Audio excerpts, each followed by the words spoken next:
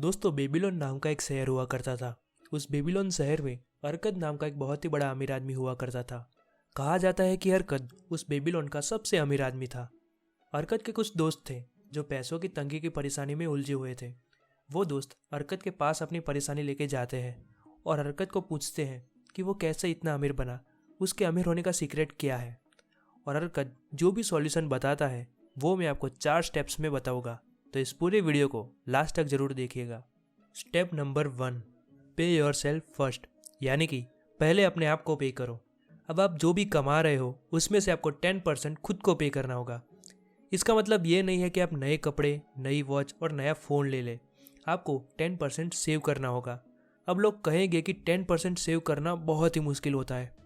अब देखिए, ऐसा क्यों होता है कि लोग 10% सेव नहीं कर पाते हैं? क्योंकि वो लोग पार्किंसन लॉ का शिकार हो जाते हैं।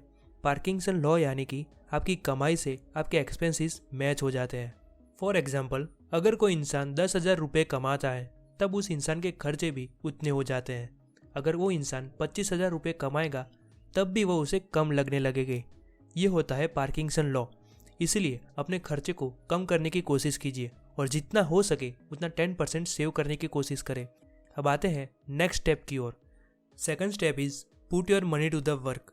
अब आपको उन सेविंग्स को आराम नहीं करवाना है, उसे काम करवाना है।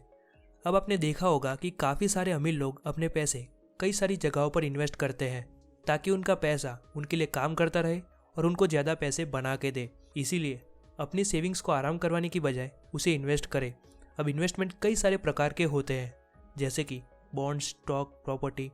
लेकिन इन सब में इन्वेस्ट करने से पहले किसी एक्सपर्ट की सलाह लीजिए, तभी आप इन्वेस्ट करें। इन्वेस्टमेंट को समझने के बाद आप इन्वेस्टमेंट करते रहेंगे तो थोड़े टाइम के बाद आपके कई सारे इन्वेस्टमेंट होंगे और आपको कई सारी जगहों से पैसा आ रहा होगा। इसलिए अपनी कमाई में से 10% सेव करते रहे और उसे अच्छी जगह पर इन्वेस्ट करते रहे। अब इतना समझने के बाद आते हैं नेक्स्ट स्टेप की ओर। Step number 3, don't go for high profit high risk investment.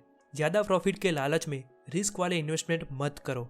इससे आपकी सेविंग्स खतरे में पड़ सकती है, जिससे आप फाइनेंशियली प्रॉब्लम में भी आ सकते हो। आप कैलकुलेटेड रिस्क लेके इन्वेस्टमेंट करें और अगर आपको इन्वेस्टमेंट नहीं आता है तो उसे सीखिए। जो लोग पहले से इन्वेस्टमेंट कर रहे हैं उनकी सलाह लीजिए। इन्वेस्टमेंट के ऊपर बुक्स पढ़िए, बुक समरी सुन लीजिए, जिससे आप इन्वेस्टमेंट के बारे में और अच्छी तरीके से जान पाएंगे। अब आते हैं स्टेप नंबर 4 की ओर। Create a multiple source of income. आपने देखा होगा कि कोरोना पेंडेमिक के कारण कई सारे लोगों की जॉब चली गई, कई सारे बिजनेसेस बंद हो गए। अब इससे ये बात तो सामने आती है कि कभी भी सिंगल सोर्स ऑफ इनकम पर हमें डिपेंड नहीं रहना चाहिए। ये बहुत ही रिस्की हो सकता है और कभी भी सारे पैसे एक ही इन्वेस्टमेंट में नहीं डालने चाहिए। अगर वो सेक्टर डाउन होगा तो ये भी आपको फाइनेंशियली प्रॉब्लम में डाल सकता है। इसीलिए अपने इनकम के कई सारे सोर्सेज बनाओ जो आपको पैसा बना के दे। इसी तरह आप अपनी इन्वेस्टमेंट अलग अलग सेक्टर में करें। इससे क्या होगा कि अगर कोई एक सेक्टर डाउन होता है तो आपको दूसरे इन्वेस्टमेंट में से पैसे आते रहेंगे, जिससे आप फाइनेंशियली इंडिपेंडेंट हो जाओगे। तो दोस्तों, ये सारे पॉइंट्स को समराइज करके बताऊँ तो स्टेप नंबर 1, जो भी आप कमा रहे हो उसमें से आपको 10% सेव करना है। उसे आलतू फालतू चीज़ों में नहीं उड़ाना है, उसे सिर्फ सेव करना है।